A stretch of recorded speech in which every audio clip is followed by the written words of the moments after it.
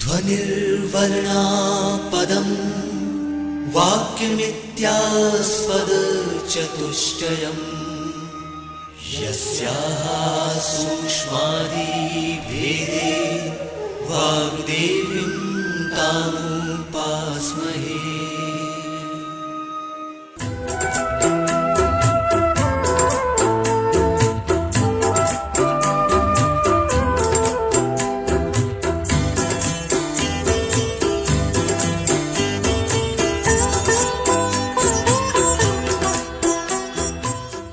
मध्य प्रदेश भोज मुक्त विश्वविद्यालय का इलेक्ट्रॉनिक माध्यम निर्माण और शोध केंद्र EMPRC प्रस्तुत करता है शिक्षा शास्त्र विषय पर आधारित ध्वनि कार्यक्रम श्री अरविंदो का शिक्षा दर्शन।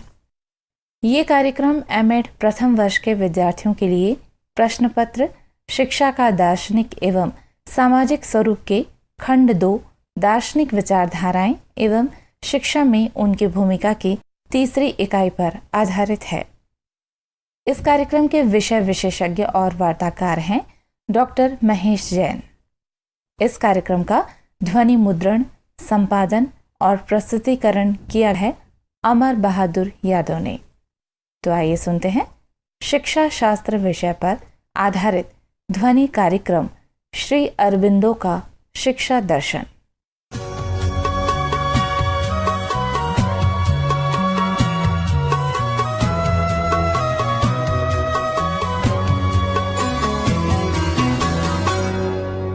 साथियों, आज हम महर्षि अरविंद और उनके शिक्षा दर्शन के बारे में चर्चा करेंगे। श्री अरविंद का जन्म 15 अगस्त 1872 को कलकत्ता में हुआ। प्रारंभिक शिक्षा उनकी इंग्लैंड में हुई। ग्रीक, लैटिन, जर्मन और इटालियन भाषा में उन्होंने दक्षता प्राप्त की। उन्होंने प्रथम प्रयास में ही ICS की परीक्षा उत्तीर्ण की, किंतु अंग्रेजों की दास्ता स्वीकार न करनी पड़े, अतः उन्होंने इसमें जाना स्वीकार नहीं किया। सन 1893 में श्री अरविंद पढ़ाई पूरी करने के बाद भारत लौटे तथा बड़ौदा के महाराजा सयाजी राव के यहाँ कार्य करने लगे। बाद में फ्रेंच एवं अंग्रेजी के प्राध्यापक रहे। सन 1905 से वंगभंग के समय से वे राजनीति में आ गए। सन 1909 में कर्मयोगिन पत्र निकालना प्रारंभ किया। राजनीति से धीरे धीरे विरक्त होकर वे अध्यात्म साधना के मार्ग पर आगे बढ़े। सन 1914 में उन्होंने आर्य नामक मासिक पत्र निकाला, जिसमें उनके विचार प्रमुख रूप से प्रकाशित हुए। सन 1926 में पांडिचेरी में उन्होंने अरविंद आश्रम की स्थापना की और सर्वांग योग की साधना करने लगे। 5 दिसंबर 1950 को उनकी महासमाधि हुई। श्री अरविंद वर्तमान युग में सर्वोत्कृष्ट साधक एवं भारतीय ऋषि परंपरा की उज्जवल कड़ी हैं। उनके अनुसार ब्रह्म संसार में है और संसार से परे भी है। जिसे दर्शन में ब्रह्म कहा जाता है, उसे ही धर्म में ईश्वर कहना चाहिए। ईश्वर सृष्टा, पालनकर्ता और संहारक है। ईश्वर प्रकट है, ब्रह्म अप्रकट है। संसार की सृष्टि करने वाली शक्ति चित है। यह चेतन शक्ति शुद्ध सत्ता का भाग है। अतः सर्वोच्च शक्ति गतिशील भी है और स्थिर भी। इस चेतन शक्ति को अरविंद ने माता कहा है। माता देवत्व है और सर्जक कर्ता तत्व है। माता परम तत्व, संसार और जीवन, इन 3 शक्तियों में अवतरित होती है। अरविंद के अनुसार मानवता, विश्वात्मा एवं परमात्मा तीनों ही परम सत्य हैं। साथियों, हमारा मुख्य विषय शिक्षा पर केंद्रित है और महर्षि अरविंद ने वास्तव में शिक्षा के संबंध में जो कार्य किया है, वह उनका संपूर्ण अध्यात्म केंद्रित है। सामान्यतया हमारे जितने भी शिक्षा शास्त्री हुए हैं, यदि हम महर्षि अरविंद को छोड़कर के अन्य शिक्षा शास्त्रियों की बात करते हैं, तो वो शिक्षा पर केंद्रित रह करके शिक्षा के संबंध में उन्होंने अपनी विचारधारा स्पष्ट की है। किंतु महर्षि अरविंद के साथ में ऐसा कतई नहीं है। वे शुद्ध रूप से दार्शनिक थे, एक राजनीतिक दार्शनिक थे। उन्होंने अपना पूरा का पूरा कार्य राजनीति के क्षेत्र में किया, और जब वो राजनीति से हटकर के आगे बढ़े तब वो दर्शन की ओर आगे बढ़े, ना कि शिक्षा के क्षेत्र में आगे बढ़े। दार्शनिक शैली उनकी इस प्रकार की थी, दार्शनिक अभिव्यक्ति उनकी इस प्रकार की थी, और दर्शन को उन्होंने इस प्रकार से स्पष्ट किया कि जो शिक्षा से जुड़ करके आगे चलता है। अतः शिक्षा के परिप्रेक्ष्य में उनके दर्शन को भी देखा जाना चाहिए, और दर्शन के परिप्रेक्ष्य में शिक्षा व्यवस्था को देखा जाना चाहिए। इसलिए जब हम महर्षि अरविंद की शिक्षा के बारे में बात करते हैं तो हमें उनके दर्शन को साथ में लेकर के चलना होता है, क्योंकि वे मूलतः अध्यात्मवादी थे। अतः उनका संपूर्ण शिक्षा दर्शन अध्यात्म और दर्शन के अन्य तत्वों पर केंद्रित होकर के आगे बढ़ा है। शिक्षा के आधार के संबंध में महर्षि अरविंद का कहना है, उनकी यह धारणा थी कि जीव की आत्मा में ज्ञान सदा सुषुप्तावस्था में रहता है। शिक्षा का आधार अंतःकरण है, जिसके 4 पटल होते हैं। यह बहुत महत्वपूर्ण है विद्यार्थियों, इस चीज को आपको समझना है। वो ये कहते हैं कि शिक्षा देना आवश्यक क्यों है, हम क्यों पढ़ाएं बच्चे के लिए, या शिक्षक को क्यों पढ़ाना चाहिए। तो वो कहते हैं कि ये अंतःकरण, जो अंतःकरण है, उस अंतःकरण को प्रकट करने के लिए शिक्षा देना आवश्यक है। उस अंतःकरण के 4 पटल हैं। प्रथम पटल वह है जो 3 पटलों का आधार है, जिसको चित्त कहते हैं, कि चित्त पर बाकी के 3 पटल कार्य करते हैं। माने उस पटल के तीनों पटल को जागृत करना ये शिक्षा का कार्य है। जब हम कोई बात याद करते हैं तो वह छनकर चित्त में एकत्र हो जाती है। यह भूतकालिक मानसिक संसार है। चित्त रूपी स्मृति कोशों से ही क्रियाशील स्मृति कभी कभी कुछ चीजों को चुन लेती है। इसका तात्पर्य यह हुआ कि हम जिस चीज के लिए याद करते, जिस चीज को हम पढ़ते हैं, जिस चीज को हम सुनते हैं, वो जाकर के हमारे चित्त में स्थिर हो जाती है। अब शिक्षक क्या करेगा, चित्त में स्थिर हुई, बच्चे के हृदय में कोई बात स्थिर है, तो अब शिक्षा की आवश्यकता क्या है। तो जब हम उन 3 पटलों में से क्रमशः उसको आगे बढ़ाएंगे, यानी उसके अंदर की वृत्ति को जब हम प्रकट करेंगे, वह वास्तव में शिक्षा है। तो उसके जो 4 पटल हैं, जिस चित्त पटल पर बाकी के 3 पटल केंद्रित हैं, तो उन 3 पटलों के लिए उघाड़ करके उनमें जो बातें छुपी हुई हैं उनके लिए उघाड़ना इस शिक्षा का मूल कार्य है। अंतःकरण का दूसरा पटल मस्तिष्क है, जो ज्ञानेंद्रियों के माध्यम से प्रत्ययों को ग्रहण करता है तथा प्राप्त सूचनाओं को विचारों में परिवर्तित कर देता है। दूसरा पटल कौन सा बताया, मस्तिष्क। मस्तिष्क क्या करता है, वो कहते हैं कि ज्ञानेंद्रियों के माध्यम से प्रत्ययों को ग्रहण करता है। 5 ज्ञानेंद्रियां होती हैं, हम सभी को यह जानकारी है। ज्ञानेंद्रियां 5 कौन कौन सी, स्पर्श, रसना, घ्राण, चक्षु और कर्ण, ये हमारी 5 ज्ञानेंद्रियां होती हैं। तो प्रश्न उपस्थित होता है कि ज्ञान आता कैसे है। जब हम किसी चीज को सीखना चाहते, विद्यार्थी किसी चीज को सीखना चाहता है, तो वो सीखता कैसे है। महर्षि अरविंद का कहना यह है कि ज्ञानेंद्रियों के माध्यम से जब पदार्थ का और ज्ञान का दोनों का आपस में संपर्क होता है। जैसे देखिए हमारे सामने माइक रखा हुआ है, मैं बोल रहा हूं, आंखें उस माइक के लिए देख रही हैं। अब इस माइक का ज्ञान कैसे हुआ, तो महर्षि अरविंद कहते हैं कि जब पदार्थ का और इंद्रियों का, माने आंख ने उस माइक के लिए देखा, इन दोनों का जो संबंध हुआ, वो संबंध ज्ञान का मुख्य आधार होता है। इस तरीके से उस वस्तु का हमारे मस्तिष्क में एक प्रत्यय बन गया। अब वो प्रत्यय हमारे चित्त में चला जाता है। फिर शिक्षक का एक कार्य है कि इस तरीके से इन चीजों के लिए वो प्रकट करे। उत्तम विचार के लिए 5 ज्ञानेंद्रियों एवं मस्तिष्क का प्रशिक्षित होना आवश्यक है। माने जो उत्तम विचार हमारे कैसे प्रकट होंगे, तो वो कहते हैं कि जो हमारी 5 ज्ञानेंद्रियां हैं, स्पर्शन, रसना, घ्राण, चक्षु और कर्ण, इन 5 ज्ञानेंद्रियों का और मस्तिष्क का, मन को भारतीय दर्शन में 6वीं इंद्रिय भी माना गया है। तो ये कहते हैं कि मन का और इंद्रियों का, 5 इंद्रियों का प्रशिक्षण ही शिक्षा का मूल आधार है। अंतःकरण का तीसरा पटल बुद्धि है। मस्तिष्क जिस ज्ञान को प्राप्त करता है उसे व्यवस्थित करने का वास्तविक यंत्र बुद्धि है। यह विचार शक्ति का पटल है। शिक्षक के लिए बुद्धि का सर्वाधिक महत्व है।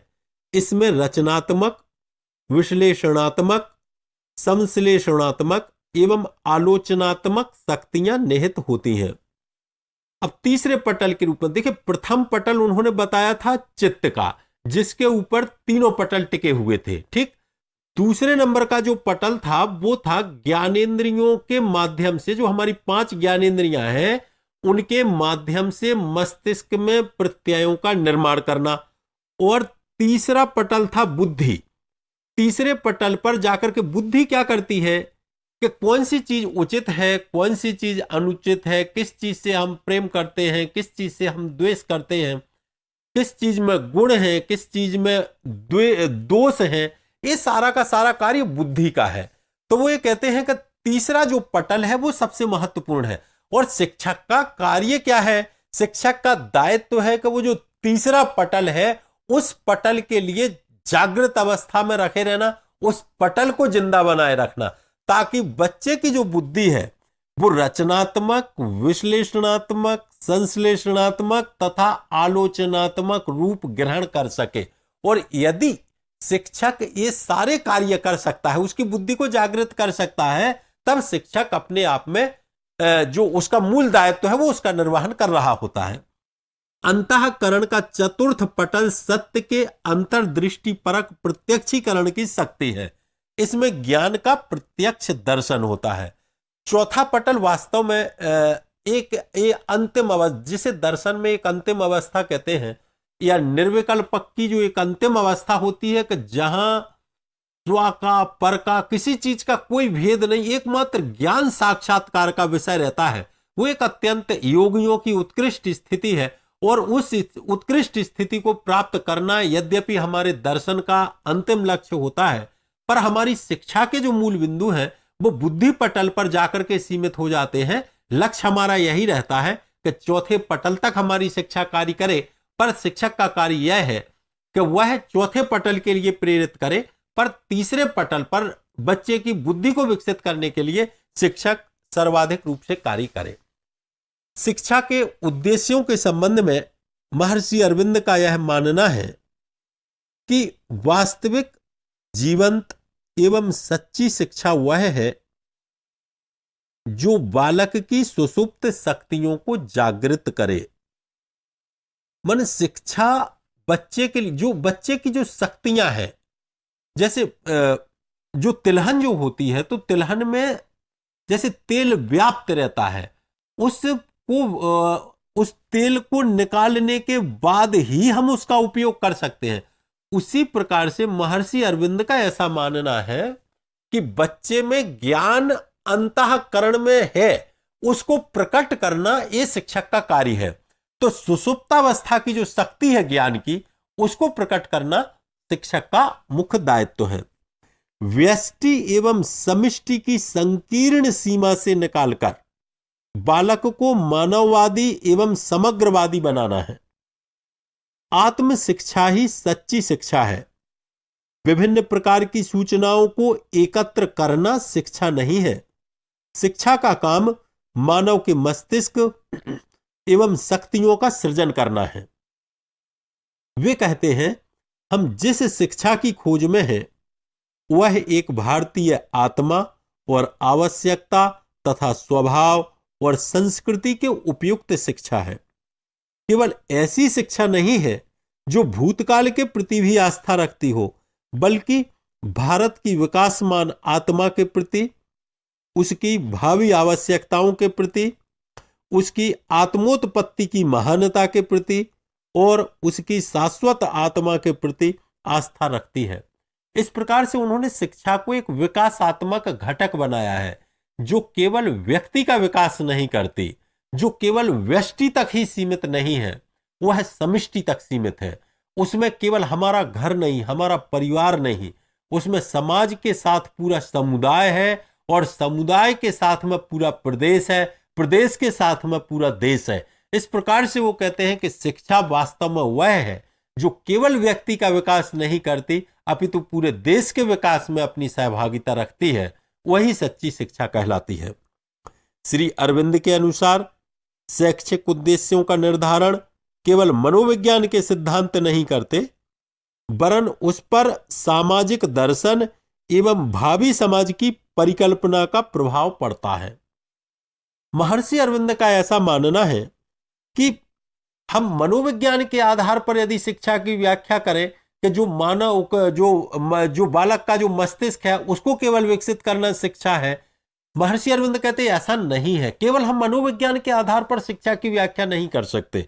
शिक्षा में सामाजिक दर्शन को शामिल करना अनिवार्य है। समाज का विकास करना भी शिक्षा का दायित्व है। व्यक्ति के विकास के साथ साथ, या जिसे कहें कि व्यष्टि के साथ साथ समष्टि का विकास करना, समाज का विकास करना शिक्षा का महत्वपूर्ण दायित्व है। उन्होंने दैवी समाज की कल्पना की है। ऐसे समाज में प्रवृत्ति और निर्वृत्ति दोनों का योगदान है। अतः शिक्षा में किसी एक पर ही बल देना उचित नहीं है। जो हमने चौथे पटल की पूर्व में बात की थी वो वास्तव में निर्वृत्ति परक बात थी, और जो प्रारंभ के 3 पटल थे वो 3 पटल प्रवृत्ति परक बात की चर्चा करते हैं। माने उन 3 पटलों में वो ये कहते हैं कि इनमें शिक्षक की महत्वपूर्ण भूमिका रहती है, क्योंकि इनमें बच्चा प्रवृत्त हो रहा होता है, और निर्वृत्ति परक हमारा चतुर्थ पटल है। इस प्रकार से बच्चे को तो यद्यपि चारों पटल की हमें शिक्षा देना है, पर शिक्षक का मूल दायित्व है कि वो उन 3 पटलों के लिए जागृति बनाए रखे। पाठ्यक्रम के संबंध में महर्षि अरविंद का ऐसा मानना है कि उनके द्वारा जो पाठ्यक्रम प्रस्तुत किया गया वो अत्यंत विस्तृत है, व्यापक है। सबसे पहले उन्होंने कहा कि बालक को उसके परिवेश से परिचित कराना चाहिए। काव्य, कला और संगीत की शिक्षा आवश्यक है। बौद्धिक विकास के लिए विज्ञान की शिक्षा भी अपरिहार्य है। वस्तुओं पर ध्यान केंद्रित करने के बाद शब्दों व विचारों पर ध्यान केंद्रित करने का अभ्यास होना चाहिए। इसके लिए भाषा का शिक्षण आवश्यक है। उन्होंने शारीरिक शिक्षा का भी समर्थन किया है। इस प्रकार से विज्ञान के अंतर्गत उन्होंने जितने विज्ञान से संबंधित विषय हैं उनके लिए लिया है कि जिनमें बुद्धि की सामान्य रूप से प्रखरता होती है। इसी तरीके से जब हम किसी पदार्थ के लिए देखते हैं तो स्वाभाविक रूप से उस पदार्थ के नामकरण की हमें परवाह रहती है। हम उसके बारे में विचार करते हैं कि इसका नामकरण कैसे किया जाए। इसके लिए भाषा की आवश्यकता होती है। भाषा को एक व्याकरण के आधार की आवश्यकता होती है। अतः न केवल व्याकरण, न केवल भाषा, अपितु वो कहते हैं कि विज्ञान भी बच्चे के लिए शिक्षण के रूप में अवश्य दी जानी चाहिए। साथ ही उन्होंने शारीरिक शिक्षा का भी समर्थन किया है। इस प्रकार से वर्तमान में जितने भी हम विषय लेकर के चल रहे हैं, महर्षि अरविंद ने प्रायः उन सभी का समर्थन किया है। संगीत के साथ कला और विज्ञान, इनके तत्वों को आवश्यक बताया कि केवल हम संगीत में बच्चे को प्रखर बनाना चाहें, उसमें निपुण बनाना चाहें, वह उसके लिए पर्याप्त नहीं है। यदि बच्चा संगीत जानता है तो यह भी आवश्यक है कि वह विज्ञान को भी समझे, वह गणित को भी समझे, यहाँ तक कि वह भाषा को भी समझे। इस प्रकार से जो बच्चे के चहुमुखी विकास की हम बात करते हैं, जब वो सारे इन तत्वों के लिए समझेगा, भाषा के जितने हमारे जो विषय होते हैं उन विषयों को जब वो ग्रहण करेगा, तभी वास्तव में उसका समुचित विकास हो सकेगा। शिक्षण विधि के संबंध में श्री अरविंद का मत है कि बालक की शिक्षा वर्णमाला से प्रारंभ नहीं होना चाहिए। सबसे पहले उसे प्रकृति का निरीक्षण करना चाहिए। साथियों, हमने अनेक बार अनुभव किया है कि जैसे ही बच्चा स्कूल जाता है, शिक्षक उसे पढ़ाना प्रारंभ कर देता है और वो उसे वर्णमाला से लेकर के आगे की चीजें पढ़ाता जाता है और उसके ऊपर एक बोझ बनता जाता है। महर्षि अरविंद का ऐसा मानना है कि वर्णमाला से कभी शिक्षा न दी जाए। जब बच्चा जाता है तो बच्चे के लिए केवल जो प्रकृति है उस प्रकृति के वातावरण में ले जाकर के उसका वो ऑब्जर्वेशन कराएं, उसका निरीक्षण कराएं। बच्चा स्वयं देखे, स्वयं अनुभव करे, क्योंकि अनुभवों का नाम ही शिक्षा है। जितने बच्चे के अनुभव पुष्ट होंगे उतना ही वह शिक्षित होगा। अतः वर्णमाला की शिक्षा ना देकर के प्रारंभिक चरण में उसे प्रकृति के सानिध्य की शिक्षा दी जानी चाहिए। प्रकृति का निरीक्षण करा करके उससे जो अनुभव प्राप्त होते हैं उस अनुभवों का शिक्षण बच्चे के लिए दिया जाना चाहिए। यह एक प्रकार से वस्तुओं पर प्रयोग है। इसके बाद शब्दों का ज्ञान है। शब्दों के प्रयोग का छात्रों को बहुत अधिक अभ्यास कराना चाहिए। बालक पहले शब्द का रूप, स्वर, अर्थ का सम्यक बोध करे और तत्पश्चात विभिन्न शब्दों की समानताएं और असमानताएं समझे। शिक्षण विधि ऐसी हो कि छात्र अनेकानेक सूचनाएं प्राप्त करने को अध्ययन का लक्ष्य न माने, वह सामग्री को याद करने को महत्वपूर्ण न मानकर समझने एवं ज्ञान प्राप्त करने के कौशलों के विकास का मूल्यांकन समझे।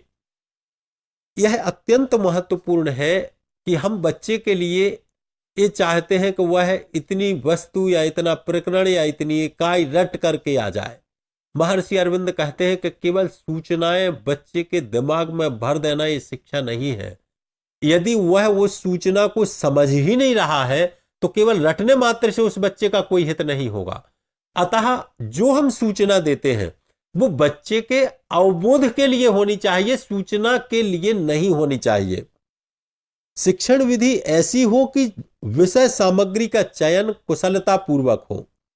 श्री अरविंद के अनुसार शिक्षा का माध्यम मातृभाषा हो। मातृभाषा के माध्यम से ही राष्ट्र का स्वरूप बालक के समक्ष उपस्थित होता है। अपने देश के साहित्य और इतिहास को समझने का अच्छा माध्यम मातृभाषा ही है। प्रकारांतर से उन्होंने यह कहने का प्रयास किया है कि हम केवल विज्ञान इत्यादि विषयों पर ही केंद्रित ना हो, भाषा इत्यादि पर ही केंद्रित ना हो। हमारा जो अतीत रहा है, जो स्वर्णिम अतीत रहा है, ऐसे इतिहास आदि विषयों को भी पाठ्यक्रम में शामिल किया जाना चाहिए और शिक्षण विधि ऐसी हो जो बच्चे को विषय का सम्यक बोध कराए, उसे केवल सूचनाओं का जरिया न बनाए। इंद्रियों के प्रशिक्षण के संबंध में महर्षि अरविंद का कहना है कि बालक की शिक्षा का प्रारंभ आंख, कान, नाक, जिह्वा और त्वचा के प्रशिक्षण से होना चाहिए। जिन पंच इंद्रियों की हमने बात की थी कि जो दूसरा पटल है वो ज्ञानेंद्रियों का पटल है, और ज्ञानेंद्रियों में स्पर्शन, रसना, घ्राण, चक्षु और कर्ण, जिसको हम कह सकते हैं कि आंख, कान, नाक, जीभ और त्वचा, इनके प्रशिक्षण से ही शिक्षा का प्रारंभ होना चाहिए। अनुभव की यथार्थता का आधार यही प्रशिक्षण है। यदि इन इंद्रियों में कोई शारीरिक विकृति है तो उसको तत्काल उपचार कराना चाहिए। ज्ञानेंद्रियों में यदि कोई अपूर्णता है तो उस अपूर्णता के कारण को समझना चाहिए। ज्ञानेंद्रियों के प्रयोग का अधिकाधिक अभ्यास होना चाहिए। कभी कभी हमारी इंद्रियां ठीक से कार्य नहीं कर पाती। इसके 3 कारण हैं। स्नायुविक एवं संवेगात्मक प्रवाह पहला कारण है, इन संवेगों को अनुशासित करना चाहिए, और दूसरा नैतिक आदतों को विकसित करना चाहिए। दूसरा कारण मानसिक है, जिसके लिए मानसिक प्रशिक्षण आवश्यक है। तीसरा कारण विगत साहचर्य एवं स्मृति है, जिसके लिए चित्त शुद्धि एवं चित्त शांति आवश्यक है। इस प्रकार से इंद्रियों के प्रशिक्षण में सबसे महत्वपूर्ण जो बात है वो ये है कि हम अपने इंपल्सेस के लिए, अपने संवेगों के लिए किस प्रकार से नियंत्रित करते हैं। विद्यालय का वातावरण इस प्रकार से बने, शिक्षक उस वातावरण, उस परिवेश को ऐसे निर्मित करे कि बालक स्वयं अपने संवेगों पर नियंत्रण करना सीखे। यदि वो अपने संवेगों पर नियंत्रण करता है तो वो ज्ञानेंद्रियों का प्रशिक्षण भली भांति प्राप्त कर सकता है। जो हमारी बुद्धि, जो ज्ञानेंद्रियां, जो हमारा दूसरा पटल है, उनका जो प्रशिक्षण महत्वपूर्ण बतलाया वो इसी दृष्टि से बतलाया है कि ताकि बालक अपने संवेगों पर नियंत्रण कर सके। इसके साथ ही यदि बालक में नैतिक सद्गुण आते हैं, सदाचार की उसमें जिज्ञासा की प्रवृत्ति उसमें उत्पन्न होती है, तो उसको विकसित करने के लिए, सदाचार को विकसित करने के लिए मानसिक प्रशिक्षण बच्चे के लिए दिया जाए, ताकि वो अपने जीवन के लिए अत्यंत सरल ढंग से व्यतीत कर सके। मानसिक प्रशिक्षण के संबंध में महर्षि अरविंद का ऐसा मानना है कि इंद्रिय प्रशिक्षण के साथ साथ मानसिक शक्तियों के प्रशिक्षण पर भी श्री अरविंद बल देते हैं। मानस की विकसित अवस्था सूक्ष्म दृष्टि है। मानसिक शक्तियों के प्रशिक्षण में अवधान या ध्यान को केंद्रित करना अत्यंत महत्वपूर्ण है। ध्यान को केंद्रित करने में पहले एक वस्तु पर एक समय में ध्यान केंद्रित करने का अभ्यास किया जा सकता है, किंतु यही लक्ष्य नहीं है। अवधान को बहुमुखी होना है और कालांतर में एक समय में अनेक वस्तुओं पर एक साथ ध्यान देने की योग्यता का विकास करना है। यह कार्य अभ्यास पर निर्भर है, अतः छात्रों को ध्यान केंद्रित करने का प्रशिक्षण दिया जाना चाहिए। साथियों, जैसी पूर्व में चर्चा की गई थी कि महर्षि अरविंद का शिक्षा दर्शन भारतीय दर्शन पर केंद्रित है और भारतीय दर्शन ध्यान के लिए सर्वाधिक महत्व देता है।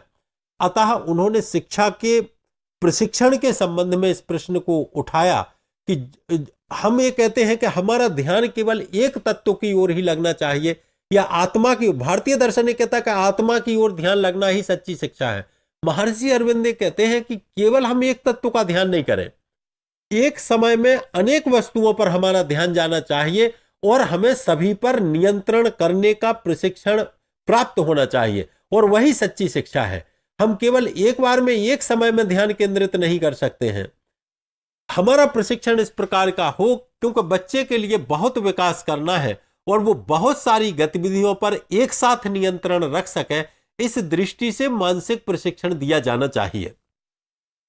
ध्यान के साथ साथ बालक की निरीक्षण करने की शक्ति का भी विकास करना है।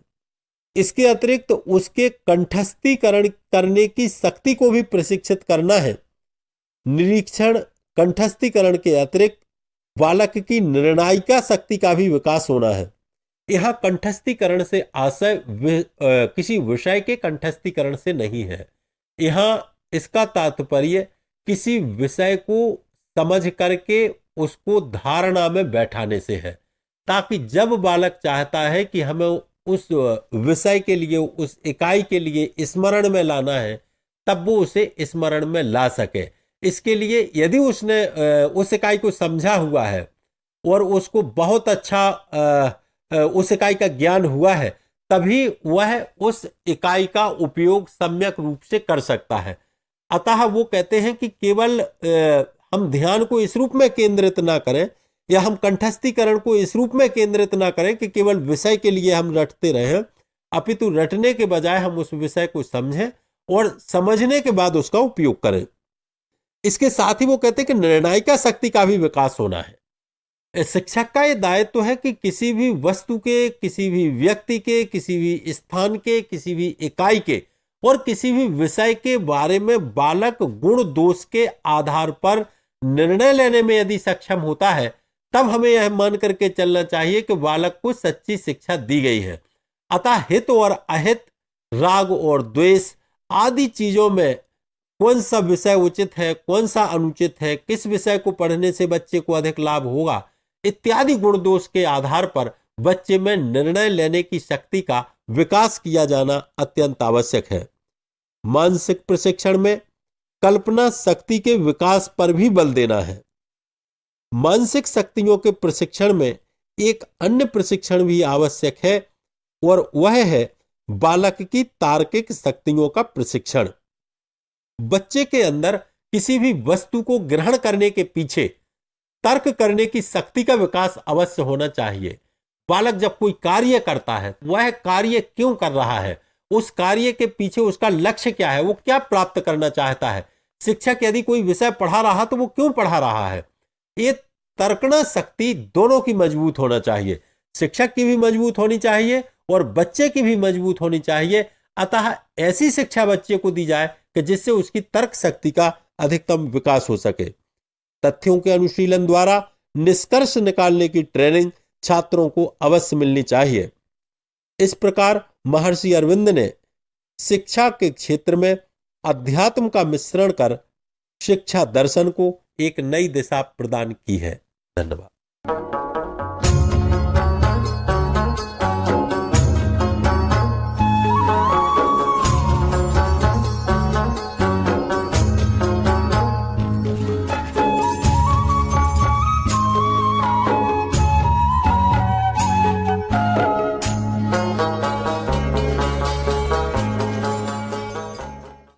अभी आप सुन रहे थे शिक्षा शास्त्र विषय पर आधारित ध्वनि कार्यक्रम श्री अरबिंदो का शिक्षा दर्शन। कार्यक्रम के विषय विशेषज्ञ और वार्ताकार थे डॉक्टर महेश जैन। निवेदिका थी श्वेता सिंगर। इस कार्यक्रम का ध्वनि मुद्रण, संपादन और प्रस्तुतिकरण किया अमर बहादुर यादव ने। ये कार्यक्रम मध्य प्रदेश भोज मुक्त विश्वविद्यालय के इलेक्ट्रॉनिक माध्यम निर्माण और शोध केंद्र EMPRC द्वारा निर्मित किया गया।